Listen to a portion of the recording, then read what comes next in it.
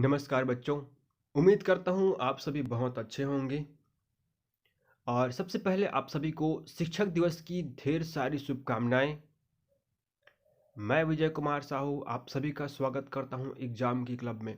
तो आज हम पढ़ने वाले हैं ग्रामर में सेंटेंस, ठीक है। और उसके बाद फिर पढ़ेंगे पार्ट ऑफ सेंटेंस यानी कि सेंटेंस के भाग।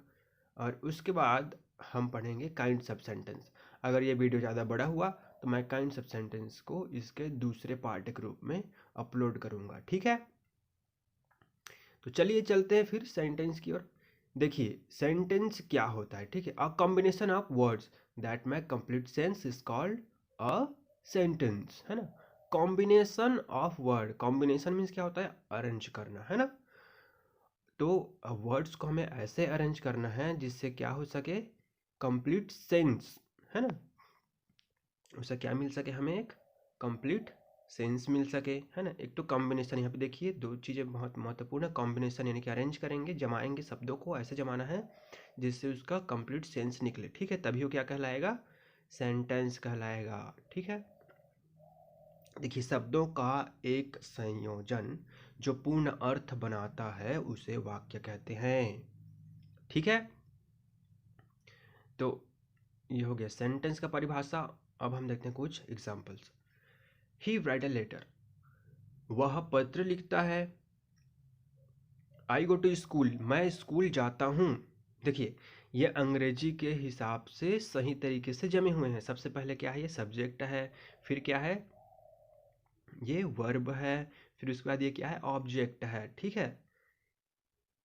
और ये क्या है, इसमें भी ये क्या है, एक सब्जेक्ट है, फिर एक क्या है, वर्ब है, फिर ऑब्जेक्ट, ठीक है। ये इंग्लिश से क्या होता है, स्ट्रक्चर होता है। सबसे पहले क्या होता है, सब्जेक्ट होता है, फिर क्या होता है, वर्ब होता है, फिर ऑब्जेक्ट होता है।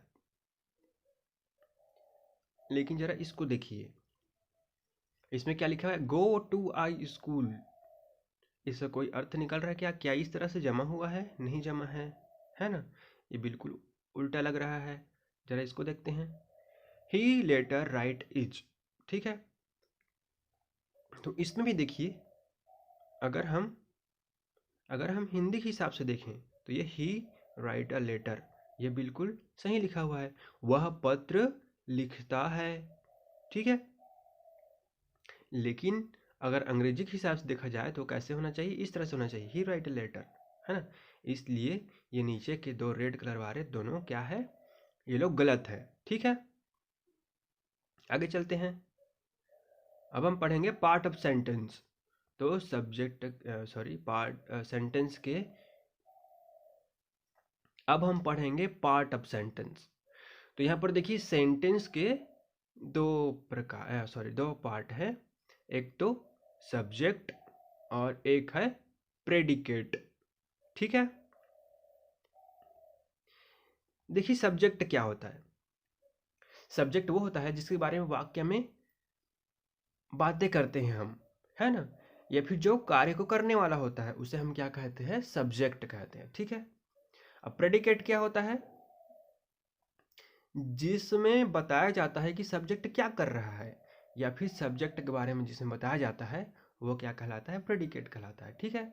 चलिए इसे हम एक उदाहरण के द्वारा समझेंगे, ठीक है। सबसे पहले फिर देखते हैं यहाँ पे सब्जेक्ट क्या है। सब्जेक्ट वो होता है जिसके बारे में हम बातें करते हैं, फिर जो काम करने वाला होता है, ठीक है, वो करता होता है। जैसे कि राम ईट फूड, है ना, राम ईट्स फूड, राम खाना खाता है। तो कौन खाना खाता है, राम खाता है, ठीक है। तो राम क्या हो गया, सब्जेक्ट हो गया। तो ये क्या कहलाएगा, देखिए ये हो गया सब्जेक्ट, ठीक है। राम क्या हो गया, सब्जेक्ट। उसी तरीके से ईट्स फूड, यहाँ पे बताया जा रहा है कि वो राम क्या करता है, खाना खाता है, ईट्स फूड खाना खाता है ना। तो ये क्या कहलाएगा, प्रेडिकेट, ठीक है। Sita is a beautiful girl, अब यहाँ पे हम किसके बारे में बात कर रहे हैं, सीता के बारे में। तो सीता क्या होगा, सब्जेक्ट होगा, ठीक है। और जिस वाक्य से हम सीता के बारे में बता रहे हैं वो सारी बाकी बातें क्या हो जाएंगी, ये इज अ ब्यूटीफुल गर्ल क्या होगा, प्रेडिकेट हो जाएगा, ठीक है। वैसे he is not a good boy, वह अच्छा लड़का नहीं है, तो उसके बारे, वह ही मतलब वह, तो ही के बारे में बोल रहे हैं यहाँ पर, है। तो ही क्या हो जाएगा, ही क्या होगा, सब्जेक्ट होगा यहाँ पर। फिर यहाँ पर देखिए वी प्ले हॉकी, अब कौन खेलता है यहाँ की, हम खेलते हैं, तो हम क्या हो जाएंगे, सब्जेक्ट। वी यहाँ पे क्या हो जाएगा, वी मीन्स हम, तो हम क्या हो जाएंगे, सब्जेक्ट। ठीक है, आगे देखते हैं predicate. The part which say about the subject is called predicate, है ना। जो हिस्सा सब्जेक्ट के बारे में बताता है उस वाक्य का प्रेडिकेट या फिर विधेय कहलाता है। ठीक है, we go to school, she is good girl, तो वी गो टू स्कूल, यहाँ पे देखिए वी तो करता हो गया, स्कूल जाने वाला हो गया, लेकिन यहाँ बताया जा रहा है गो टू स्कूल, क्या कर रहा है, वी क्या कर रहा है उसको बता रहा है, गो टू स्कूल मतलब स्कूल जा रहा है। ठीक है, और सी इज़ अ गुड गर्ल, तो यहाँ पे सी के बारे में बताया जा रहा है कि सी कैसी है, वह कैसी है, एक अच्छी लड़की है। ठीक है, राम इज प्लेइंग क्रिकेट, तो राम यहाँ पे क्या कर रहा है, वो कौन बता रहा है, ये वाला पार्ट बता रहा है आपको, है ना, जो रेड वाला पार्ट है देखिए। ठीक है, तो वो क्या हो जाएगा, प्रेडिकेट। ठीक है, अब हम देखेंगे कुछ अदर एग्जांपल्स। ठीक है, इन इम्पेरेटिव सेंटेंस, तो इम्पेरेटिव सेंटेंस में कैसे होता है, मतलब आदेशात्मक वाक्य में कैसे होता है, थैंक यू, तो यहाँ पे थैंक यू कौन बोल रहा है, मैं बोल रहा हूँ। अगर मैं आपको थैंक यू बोलूँगा तो मैं बोलूँगा ना, तो यहाँ पर आई क्या होगा, सब्जेक्ट होगा। ठीक है, कम हियर, अब मैं किसको बुला रहा हूँ, आपको बुला रहा हूँ, तो आप आओगे, तो आप यहाँ पे काम करने वाले हो जाओगे, तो आप यहाँ पे क्या होगे, सब्जेक्ट हो गए। ठीक है, उसके बाद है सेंटेंस स्टार्ट विथ देयर। अब जब हम लोग देयर से स्टार्ट करते हैं, अभी तक आप लोग जब अभी भी आप तो जितना वीडियो में देखा है आपने कि सब्जेक्ट कहाँ पर रहता है, शुरू में रहता है, लेकिन सब्जेक्ट बीच में भी हो सकता है। जैसे यहाँ पे देखिए, there are 10 student in the class, तो यहाँ पे किसके बारे में बताया जा रहा है, स्टूडेंट के बारे में बताया जा रहा है। ठीक है, तो 10 स्टूडेंट्स के बारे में बताया जा रहा है, इसलिए 10 स्टूडेंट क्या हो जाएंगे, यहाँ पर सब्जेक्ट हो जाएंगे। देयर गोज द बेल, है ना, वहाँ घंटी पहुँचती है, तो किसकी आवाज़ पहुँचती है, फिर कौन पहुँचता है, घंटी पहुँचता है, तो घंटी के बारे में बताया जा रहा है यहाँ पर, तो क्या हो जाएगा, बेल क्या हो जाएगा यहाँ पर, सब्जेक्ट हो जाएगा। ठीक, काइंड्स ऑफ सेंटेंस, तो सेंटेंस के यहाँ पर देखिए 5 प्रकार होते हैं। ठीक है, कौन कौन से हैं, यहाँ पे देखिए, पहला है असर्टिव, दूसरा है इंट्रोगेटिव, तीसरा है इम्पेरेटिव, चौथा है ऑप्टेटिव, और पांचवा है एक्सक्लेमेटरी। ठीक है, और यहाँ पर असर्टिव के 2 भाग होते हैं, 2 प्रकार होते हैं, एक तो अफर्मेटिव सेंटेंस और दूसरा है निगेटिव सेंटेंस। तो अफर्मेटिव सेंटेंस क्या होता है, जिसमें हम लोग क्या करते हैं, पॉजिटिव बातें करते हैं, जैसे कि आई एम प्लेइंग क्रिकेट, मैं क्रिकेट खेलता हूँ। ठीक है, आई एम प्लेइंग क्रिकेट, और देखिए अगर इसी का नेगेटिव हम लोग बनाते हैं तो उसमें क्या लग जाता है, नॉट वाले वर्ड्स लगेंगे इसमें। ठीक है, तो I am not playing cricket, मैं क्रिकेट नहीं खेलता। ठीक है, तो बस यही अंतर है दोनों में कि नेगेटिव में क्या लगता है, नो या फिर नॉट लगता है। ठीक है, और अफर्मेटिव में क्या होता है, एक पॉजिटिव वर्ड होता है वो। ठीक है, जैसे कि मैं क्रिकेट खेलता हूँ, है ना, आई एम प्लेइंग क्रिकेट, मैं क्रिकेट खेल रहा हूँ। ठीक है, और निगेटिव अगर बोलें इसका, तो I am not playing cricket, मैं क्रिकेट नहीं खेल रहा हूँ, उसमें नहीं शब्द जुड़ जाएगा। ठीक है, बस इतना ही है। चलिए आगे एक स्लाइड में और समझते हैं। काइंड्स ऑफ सेंटेंस, वाक्य के 5 प्रकार होते हैं। पहला है असर्टिव, जिसे हम क्या कहते हैं, साधारण वाक्य बोलते हैं। इंटरोगेटिव, इसमें प्रश्नवाचक वाक्य बोलते हैं। इम्पेरेटिव, इसमें आदेश सूचक वाक्य का प्रयोग करते हैं। एक्सक्लेमेटरी सेंटेंस, इसमें विस्मय बोधक, है ना, फिर विस्मय सूचक वाक्य। विस्मय मतलब क्या होता है, जैसे अचानक से कुछ चीज़ हो जाता है ना, एकदम आप चौंक जाते हो आप एकदम से, है ना, उसको हम लोग बोलते हैं विस्मय। ठीक है, उसके बाद है 5वां ऑप्टेटिव सेंटेंस। तो चलिए पहला देखते हैं हम असर्टिव सेंटेंस। असर्टिव सेंटेंस को स्टेटमेंट या डिक्लेरेटिव भी कहा जाता है। ठीक है, और हिंदी में हम इसे साधारण वाक्य कहते हैं। वे वाक्य जो कथन कहते हैं या सूचना देते हैं साधारण वाक्य कहे जाते हैं, या फिर असर्टिव सेंटेंस कहे जाते हैं। ठीक है, जिसमें क्या करते हैं, किसी बात को कही जाती, किसी घटना का वर्णन किया जाता है ना, इसमें सामान्य कथन कहे जाते हैं जिसमें फिर सूचना हमें दी जाती है, ठीक है। उसे हम क्या कहते हैं, असर्टिव सेंटेंस कहते हैं। यहाँ पर देखिए आई हैव सम मनी, यहाँ पे आपको कुछ बताया जा रहा है कि मेरे पास पैसा है ना, आई हैव सम मनी, मेरे पास कुछ पैसे हैं। वी ईट फूड, हम खाना खाते हैं, आपको बताया जा रहा है ना, कुछ कथन कहा जा रहा है। आई हैव नो मनी, ठीक है, मेरे पास पैसे नहीं हैं। We do not eat food, मैं खाना नहीं खाता, है ना। तो इस तरीके से इसमें बताया जा रहा है कि मेरे पास पैसे नहीं है, मैं खाना नहीं खाता, है ना। तो इसमें बताया जा रहा है, सूचना दिया जा रहा है, आपको कथन कहा जा रहा है, ठीक है। अब देखिए ये क्या है, आई हैव सम मनी और वी ईट फूड। तो ये किस प्रकार के हैं, ये हैं आपके अफर्मेटिव सेंटेंस, ठीक है। वैसे ही आई हैव नो मनी और we do not eat food, ये क्या है आपका नेगेटिव सेंटेंस, किसमें नो है और नॉट है ना, इसलिए नेगेटिव है, ठीक है। जिसमें नो नॉट नहीं रहेगा वो अफर्मेटिव हो जाएगा, ठीक है।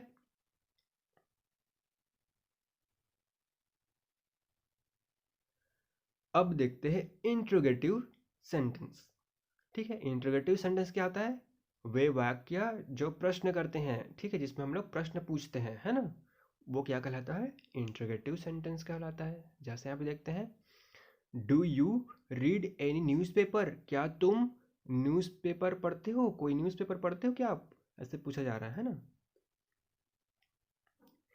इज दैट योर पेन, क्या यह तुम्हारा पेन है। इज दैट योर पेन, क्या यह तुम्हारा पेन है। देखिए यहाँ पे प्रश्न पूछा जा रहा है, ठीक है। अब यहाँ पे देखते हैं, व्हाट इज योर नेम, तुम्हारा नाम क्या है। वेयर डू यू लाइव, तुम कहाँ रहते हो, है ना, इसे हम वेयर डू यू लिव भी पढ़ते हैं, ठीक है। तो यहाँ पे देखिए शुरू का जो दो वाक्य यहाँ पे डू और इज जहाँ से शुरू हुआ है ना, पहला वाला को देखिए यहाँ पे, ये डू और इज ये क्या है, दोनों हेल्पिंग वर्ब है। जब हेल्पिंग वर्ब हम शुरू में रख देते हैं तो भी क्या बन जाता है, वो एक तरह का क्या बनता है, प्रश्नवाचक शब्द बनता है, ठीक है। सबसे पहले इसमें क्या रहेगा, हेल्पिंग वर्ब हम डू को लिखेंगे, फिर उसके बाद कर्ता यानी कि यू, ठीक है, सब्जेक्ट, फिर उसके बाद वर्ब रहता है, फिर उसके बाद अदर वर्ड्स रहते हैं, फिर ऑब्जेक्ट रहता है, ठीक है। वैसे इसमें देखिए इज दैट योर पेन, तो इसमें भी क्या सबसे पहले हेल्पिंग वर्ब है ना, फिर उसके बाद क्या है, ऑब्जेक्ट है, ठीक है। व्हाट इज योर नेम, तुम्हारा नाम क्या है, ये क्या है, WH वर्ड है, ठीक है। इसको हम लोग बोलते हैं WH वर्ड, ठीक है। इसके बारे में भी हम आगे पढ़ेंगे, एक अलग से वीडियो इसके लिए मैं बना दूंगा, ठीक है। तो ये हो गए आपके इंट्रोगेटिव सेंटेंस, जिसमें हम क्या करते हैं, प्रश्न पूछने काम करते हैं। उसके बाद हम देखते हैं इम्पेरेटिव सेंटेंस, यानी कि आदेश सूचक। इसमें हम क्या करेंगे, आदेश देते हैं इसमें, ठीक है। जिन वाक्यों में आदेश, विनय, निवेदन, सुझाव, प्रस्ताव दिया जाता है उन्हें इम्पेरेटिव सेंटेंस या फिर आदेश सूचक वाक्य कहते हैं, ठीक है।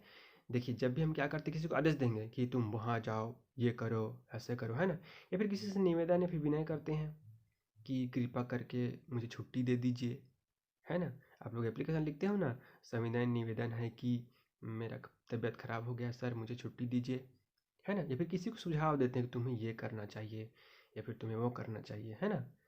तो इस तरह के वाक्यों के लिए हम इम्परेटिव सेंटेंस का यूज़ करेंगे, ठीक है। हेल्प द पुअर, देखो यहाँ पे क्या दिया जा रहा है, आपको सुझाव दिया जा रहा है, एडवाइस, है ना, सुझाव दिया जा रहा है। हेल्प द पुअर, गरीबों की मदद करो। Do not plug the flower, flower को मत तोड़ो। यहाँ पे क्या है, निषेधवाचक बोलते हैं, प्रोहिबिशन, है ना, यानी कि यहाँ पे निषेध है, कि जैसे हम बोलते हैं ना कि यहाँ तंबाकू मत खाइए, कि सिगरेट मत पिए, है पीजिए, है ना, ये सब क्या होते हैं, प्रोहिबिशन होते हैं, ठीक है, निषेध सूचक होते हैं वो। Have a cup of T please, यहाँ पे रिक्वेस्ट किया जा रहा है कि प्लीज़ चाय लीजिए ना, ऐसे करके, ठीक है, इसलिए प्लीज़ लगा यहाँ पे देखिए, have a cup of T, कृपा करके एक कप चाय लीजिए, इस तरह से रिक्वेस्ट किया जा रहा है। अब देखते हैं come on, if come in time, यहाँ पे क्या ऑर्डर दिया जा रहा है। जैसे आप लोग समय पर मान लीजिए कभी स्कूल नहीं पहुँचते हैं तो शिक्षक बोलते हैं ना कि समय पर स्कूल आया करो, है ना, यानी कि आपको वहाँ पे ऑर्डर दिया जा रहा है कि समय से आज आना कल, वरना आपको पनिशमेंट मिलेगा। ठीक है, कम ऑन टाइम। ठीक है, तो आपने यहाँ पर कुछ चीज़ें देखी होगी कि क्या होता है इसमें, जो वर्ब है वो सबसे पहले आता है। हेल्प, हेल्प है एक वर्ब है, हेल्प मैंने मदद करना, ये एक वर्ब है, ये सबसे पहले लिखा जाता है ना। डू भी एक वर्ब होता है, हैव भी एक वर्ब की तरह यूज होता है, और कम भी क्या है, एक वर्ब है। तो इस तरह से इसमें वर्ब को पहले लिखा जाता है। ठीक है, फिर उसके बाद क्या रहता है आपका, जो भी अदर वर्ड्स हैं वो सब रहेंगे। ठीक है, अब हम आगे चलते हैं। हम इसमें सूचक वाक्य कहते हैं। ठीक, एक्सक्लेमेटरी सेंटेंस क्या होता है आप देखते हैं। ठीक है, इस एक्सक्लेमेटरी मतलब क्या होता है, विस्मय सूचक। कोई आश्चर्यजनक कोई चीज़ हमारे पास कोई घट जाती है ना, जैसे मान अचानक से आपके सामने कोई सांप आ गया, तो आप क्या बोलते हो, अरे बाप रे सांप आ गया, ऐसे बोलते हो ना। तो वही क्या होता है, जो हार्ड फीलिंग्स होती है हमारे अंदर है ना, वो एकदम अचानक से बाहर निकल आती है। ठीक है, उसे हम बोलते हैं एक्सक्लेमेटरी सेंटेंस। ठीक है, इसके वाक्य के अंत में क्या लगता है, एक्सक्लेमेशन मार्क लगता है। जैसे कि इंटरोगेटिव सेंटेंस में हम लोगों ने क्या लगाया हुआ था, वहाँ पर क्वेश्चन मार्क लगाया हुआ था, क्योंकि प्रश्न करते हैं। उस तरीके से इसमें एक्सक्लेमेशन मार्क लगता है। ठीक है, जैसे कि व्हाट अ बॉय, बाप क्या लड़का यार, सरप्राइज हो जाते हैं ना हम लोग देखते हैं तो, अरे यार क्या लड़का है। Hurrah, we have won the match, यहाँ पे आपको मज़ा आ रहा है ना, जॉय, जॉय वाली फीलिंग हो रही, कुछ जीत जाते हो आप लोग, कोई मैच खेलते रहते हो या फिर कुछ भी खेलते हो गेम है, उसमें जीत जाते हो तो आपको बहुत ज़्यादा खुशी होती है। उस टाइम बोलते हैं ना, हुर्रे मैं जीत गया, अरे वाह मज़ा आ गया, ऐसे बोलते हो ना। तो वही वाला यहाँ पे फीलिंग दिखाने के लिए इस सेंटेंस का यूज़ किया जाता है। और देखिए, एल्स, आई एम अंजन, यहाँ पे क्या है, दुख जताया जा, सॉरो मतलब कि दुख जताया जा रहा है यहाँ पर है ना। एल्स, आई एम अंजन, बड़ी अफसोस की बात है, मैं वैसा कि वैसा ही हूँ, है ना, ये कहा जा रहा है यहाँ पर। हाउ डेयर यू, यहाँ पे एंगर यानी कि यहाँ पे आप गुस्सा कर रहे हो ना, तुम्हारी हिम्मत कैसे हुई ऐसे करने की फिर वैसे करने की। ठीक है, इस तरह से बोलते हैं ना। तो इस तरह से जितने भी हार्ड फीलिंग्स है उसको दिखाने के लिए एक्सक्लेमेटरी सेंटेंस का यूज़ करते हैं। ठीक है, और इसके लास्ट में हम लोग क्या लिखते हैं, लास्ट में कौन सा मार्क रहता है, एक्सक्लेमेशन मार्क लगता है। और ख़ास करके एलस, हुर्रे और वाट, ऐसे क्या होता है, शब्दों का प्रयोग शुरू में होता है। ठीक है, चलिए अगला देखते हैं क्या है, ऑप्टेटिव सेंटेंस, इच्छा सूचक वाक्य। ठीक है, इसमें क्या होता है, वे वाक्य जिनमें किसी इच्छा, शुभकामना, ईश्वर से की गई प्रार्थना या श्राप आदि को अभिव्यक्त किया जाता है, उसे हम क्या कहते हैं, ऑप्टेटिव सेंटेंस या फिर इच्छा सूचक वाक्य कहते हैं। ठीक है, देखिए इच्छा कैसे करते हैं हम लोग, जैसे कि काश मैं ये बन जाता, या फिर मैं ईश्वर से ये कामना करता हूँ कि तुम बहुत अच्छा इंसान बनो, है ना, या फिर आपकी जन्मदिन की बहुत सारी बधाइयाँ, है ना, इस तरह से बोलते हैं ना, wish you a happy birthday, है ना। ये हम क्या कर रहे हैं यहाँ पर, विश कर रहे हैं, किसी की शुभकामना दे रहे हैं। ठीक है, बर्थडे का शुभकामना दे रहे हैं ना। इसको देखिए, मे यू लिव लॉन्ग, जुग जुग जियो, है ना, यहाँ पे क्या कर रहे हैं हम, ईश्वर से कामना कर रहे हैं कि आप जुग जुग जियो या फिर लंबे समय तक जियो। उसके बाद है वो दैट ही वेयर लाइफ, काश वो जिंदा होता, है ना, फिर इच्छा प्रकट हो रहा है ना, हम लोग को इच्छा प्रकट हो रहा है कि काश वो जिंदा होता। मैं सक्सेस किस योर फेट, सफलता तुम्हारी कदम चूमे, है ना, ये ईश्वर से हम प्रार्थना कर रहे हैं यहाँ पर, है ना। तो ये सब क्या हो जाते हैं, क्या कहलाते हैं, सब ऑप्टेटिव सेंटेंस कहलाते हैं। ठीक है, इसमें वुड, में, विश का यूज़ पहले किया जाता है ना। देख लो आप सेंटेंस का स्ट्रक्चर को, इसको हम आगे और जब मैं वीडियो बनाऊंगा उसमें आपको एकदम डिटेल से समझाऊंगा। ठीक है, अभी हम जो भी पढ़ रहे हैं वो एक ऐसे ही हम लोग एक सामान्य जानकारी के लिए पढ़ रहे हैं। ठीक है, तो थैंक यू मेरे वीडियो को देखने के लिए। आप सभी को आज का लेसन यहीं पर समाप्त होता है। और अगर आप मेरे चैनल पर नए हैं और अभी तक आपने मेरे चैनल को सब्सक्राइब नहीं किया है तो मेरे चैनल को आप सब्सक्राइब कर लीजिए और बेल आइकन को भी दबा दीजिए यानी कि नोटिफिकेशन बेल को चालू कर लीजिए ताकि मैं जब भी वीडियो डालूँ आपके पास पहुंच जाए। और अगर आपको ये वीडियो अच्छा लगा तो वीडियो को लाइक कीजिए और अपने दोस्तों के साथ शेयर कीजिए।